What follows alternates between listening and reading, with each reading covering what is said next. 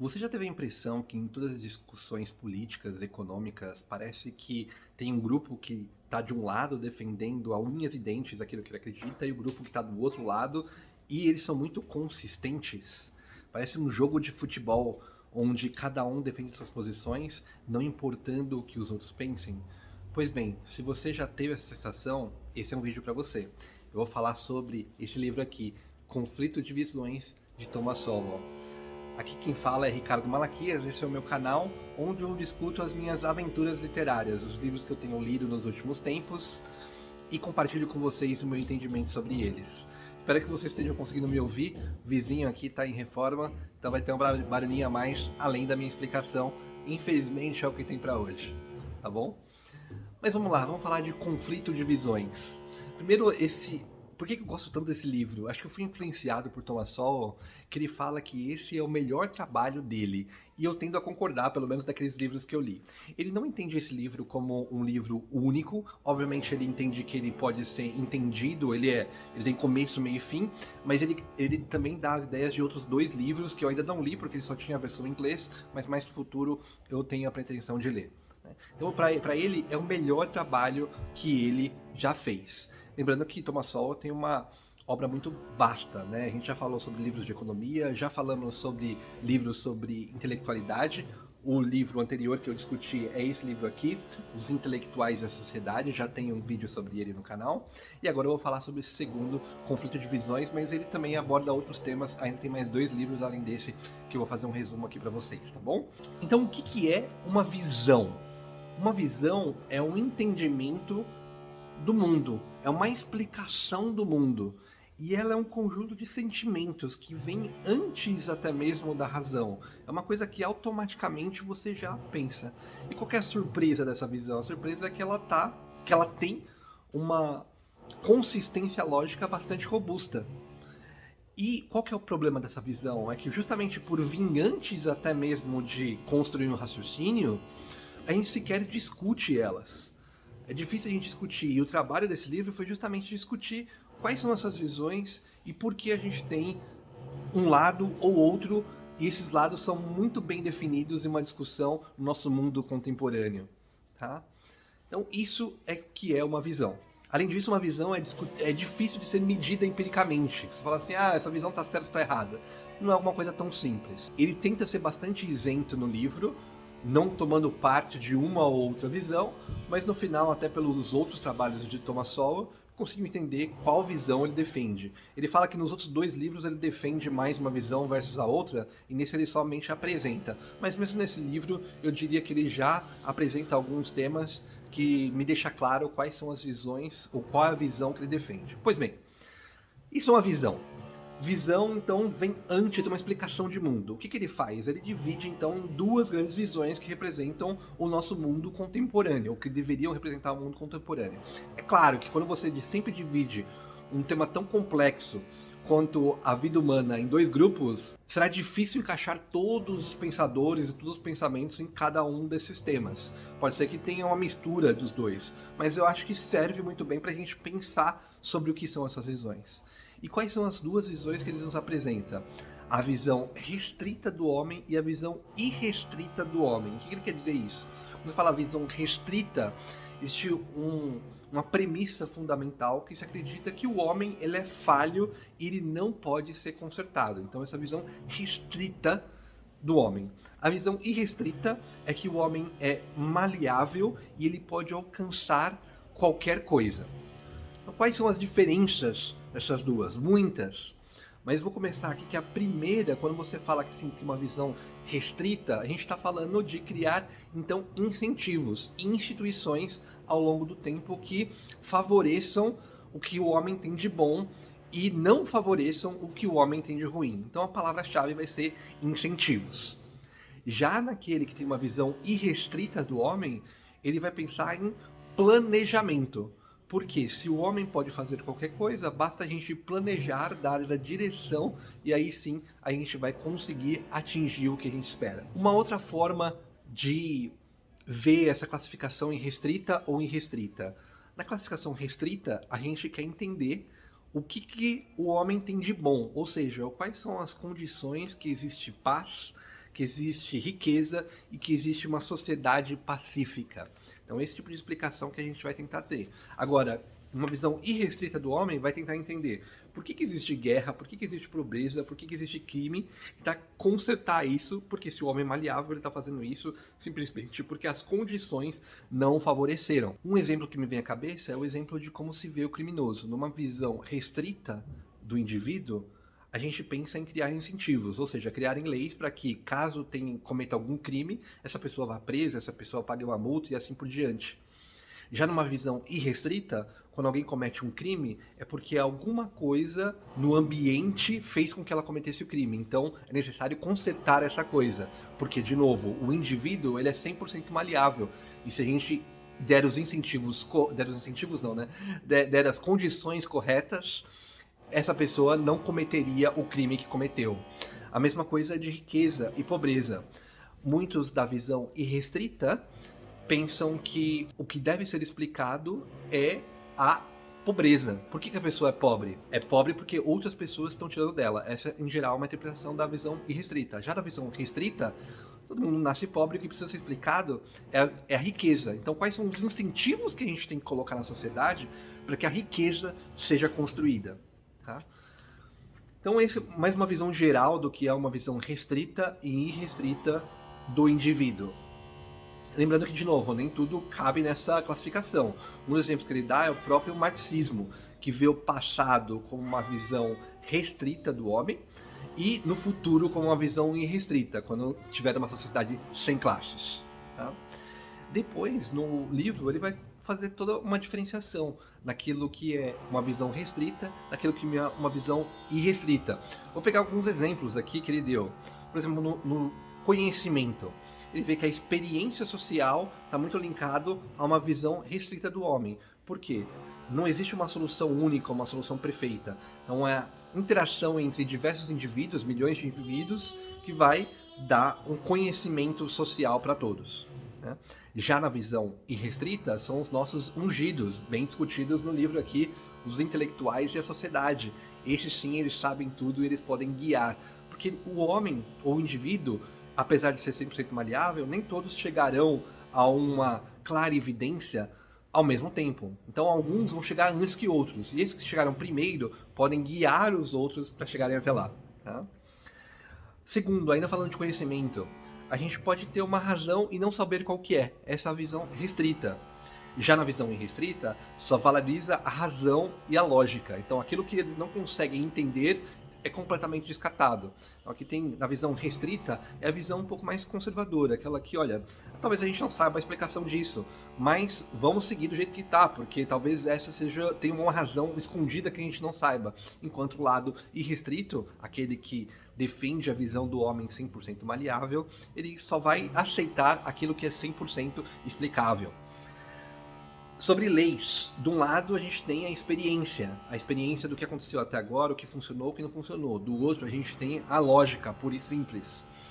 Política social ou economia, de um lado a gente tem, do lado restrito, a livre iniciativa, onde várias interações. Do lado irrestrito a gente tem o controle, porque se existe uma resposta e essa resposta é única, precisa de controle para ser executada. Outro, do lado restrito a gente entende as melhorias como melhorias incrementais. Não é que não exista uma visão de que tudo está bem, nada pode ser melhorado. Pelo contrário, mas existe uma necessidade aqui de melhorias incrementais e não fazer grandes revoluções e grandes mudanças, que é a defesa do lado irrestrito. Porque se as coisas não estão conforme a lógica, conforme a solução final, então a gente tem que acabar tudo, demolir tudo e construir as coisas do zero. Então, essas são algumas diferenças que do lado restrito e do lado irrestrito. Vou falar uma frase aqui que eu anotei, que eu acho que exemplifica isso de uma forma mais resumida. Os partidários das duas visões estão, portanto, predestinados a serem adversários em uma questão após a outra. Então, justamente, esse é a premissa fundamental que divide esse jogo de futebol. Você acredita que o humano tem falhas inerentes e precisa de incentivos e instituições para bloquear essas falhas e exaltar as coisas boas? Ou você acredita que existe uma única razão, uma única lógica e o ser humano é 100% maleável e depende do ambiente? Ou seja, vamos estudar isso, vamos colocar estudo nas pessoas, vamos deixar claro qual que é a razão por que ela tem que seguir uma certa linha ou outra e assim construir uma sociedade melhor. Então essas são as duas grandes visões que a gente vê hoje.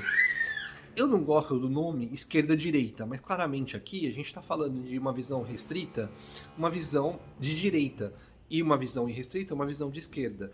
É muito simplificadora essa ideia, né? Ah, não, o que é direita, o que é esquerda, e direita e esquerda também toda uma questão histórica que eu não vou discutir aqui. Eu não gosto desses nomes, mas se a gente quiser interpretar o dia a dia das discussões contemporâneas sobre política, economia, sobre problemas da sociedade em geral, eu diria que está muito baseado no que é a visão restrita e no que é a visão irrestrita. Pois bem, depois de discutir o que é o conceito de visão restrita e irrestrita do indivíduo, ele vai discutir aplicações desse conceito em 3 itens: igualdade, poder e justiça. Vou ler aqui um trecho do que ele entende a visão restrita no tema de igualdade. Não é não se sensibilizar com as desigualdades, mas acreditar que o livre mercado é a melhor forma. Outras formas criariam outros problemas. Então aqui essa defesa do indivíduo restrito é que não existe uma única solução. Deixar as pessoas interagirem, deixar o livre mercado é a melhor forma de você ter oportunidades iguais e resultados iguais. Se você quiser forçar isso, como é a visão irrestrita do homem, que eles querem forçar o ambiente com o governo para que todo mundo obedeça uma certa ideia de mundo, que é essa visão irrestrita, ela vai criar mais problemas do que o próprio livre mercado. Então não é uma questão moral de que um lado tem maior moral do que o outro, que muitas vezes aqueles partidários da visão irrestrita acreditam que os da visão restrita têm. Eles são piores moralmente, eles não se preocupam com a pobreza. E não é o caso. Eu particularmente entendo melhor a visão restrita, aquilo que eu talvez venha antes do raciocínio, mas aquilo que para mim faz mais sentido. E quando eu falo em desigualdade, não é que eu não estou preocupado, mas eu não vejo o governo ajudando essa desigualdade, particularmente no Brasil. A gente já viu aqui no livro Fatos e Falácias da Economia que o governo ele aumenta a desigualdade, não diminui. Então ele cria outros problemas. O livre mercado é a melhor maneira de você tratar a igualdade. Então esse é o primeiro tema. Vou aproveitar e ler um trecho aqui que eu separei, justamente no final desse capítulo, falando de igualdade. Não é sobre o nível de igualdade que as duas visões discordam, mas sobre o que deve ser igualado. Na visão restrita, é o julgamento que deve ser exercido de forma igual, individual, tanto quanto possível, sob a influência das tradições e dos valores provenientes da experiência de muitos, amplamente compartilhada, mais do que da articulação especial de poucos. Na visão irrestrita, são as condições materiais de vida que devem ser igualadas, sobre a influência ou poder daqueles que tenham condições intelectuais e morais necessárias para fazer que o bem-estar de outros se torne sua preocupação específica. Colocaria de outra forma. A visão restrita, ela defende a liberdade dentro de uma esfera de atuação. Então você faça aquilo que você entende ser melhor para você. Já na visão irrestrita, tem uma visão que deve ser imposta de cima para baixo, porque as pessoas são 100% maleáveis. Se elas tiverem as condições corretas, elas farão as coisas corretas. Então é esse trecho que fala aqui nesse final desse capítulo. Então eu vou ir para o segundo tema, que é o tema do poder. E vou fazer o contrário do que eu fiz com o primeiro tema, que é o tema de igualdade, que eu terminei falando um trecho aqui. Eu vou começar falando um trecho. O papel do poder na tomada de decisão social tem se mostrado muito maior na tradição da visão irrestrita do que entre os partidários da visão restrita. Ou seja, explica-se muito mais o que acontece na sociedade por meio do esforço deliberado do poder, quer político, militar ou econômico, quando o mundo é concebido nos termos da visão irrestrita. Aí ele continua um pouco falando sobre isso, depois chega. A visão restrita, na qual processos sistêmicos produzem muitos resultados que não foram planejados ou controlados por ninguém, dá ao poder um papel explicativo muito menor. oferecendo dessa maneira menores oportunidades de julgamentos morais e menos chance de reformas abrangentes para o sucesso na realização dos seus objetivos. Ou seja, visão irrestrita quer mandar, visão restrita deixa que o processo sistêmico aconteça. A gente viu isso muito em Hayek, e ele cita aqui Hayek algumas vezes, tá? Essa é a diferença da visão quando a gente fala de poder. Um quer mandar porque acredita que o homem é 100% maleável e se der as condições corretas ele vai fazer as coisas corretas, e o outro acredita que o homem é limitado. Não importa o que a gente faça, ele sempre poderá ter defeitos e por isso a gente precisa de um sistema de incentivos. Tá? Também anotei aqui uma definição importante do poder. Na restrita é a capacidade de reduzir as opções de outros. Na irrestrita é a capacidade de mudar o comportamento do outro. Então, de novo, incentivos de um lado, controle do outro. Então, desse jeito, daí quando se coloca desse jeito, por isso que eu falei assim, ele tentou ser isento aqui, mas não conseguiu muito bem, né? Porque quando coloca desse jeito, você quer o quê? O controle para que as coisas aconteçam do jeito que você quer? Ou você quer a liberdade? É difícil você conseguir liberdade. Eu vou falar de um outro pensador aqui, que vai ser o Isaiah Berlin, que eu falo sobre isso, sobre o conceito de liberdade.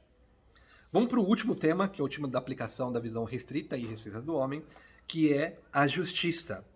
De um lado, a gente tem o foco na prevenção, e no outro, a gente depende do tipo de criminoso. Ou seja, incentivos. O outro é, não, veja bem, dependendo do tipo de crime, do tipo de criminoso, a gente nem pode culpá-lo, porque foram as condições que foram colocadas inicialmente que causaram isso. Não é uma responsabilidade individual, que é difícil de engolir essa, mas tudo bem. A visão também de justiça de cada um dessas duas visões tem uma responsabilidade moral, uma causalidade, versus uma impossibilidade de prever uma aleatoriedade. Então, aqui tem culpa, né? A culpa é muito explorada por esse tema da visão irrestrita do homem, porque se o homem pode ser qualquer coisa, se ele fez alguma coisa que deu errado, certamente ele é culpado. Mesmo que essa ligação, essa causalidade, ela não seja tão clara a princípio, se o resultado gerado foi esse, você tem culpa. Vamos descobrir qual foi o motivo, mas que você tem culpa, você tem. Do outro, é assumir que o humano, ele tem limitações por natureza. Então, muitas coisas vão acontecer independente da vontade de cada um dos indivíduos. Pode ser que você vai fazer uma coisa com a melhor das intenções, mas o resultado não seja aquele que é o melhor para todos.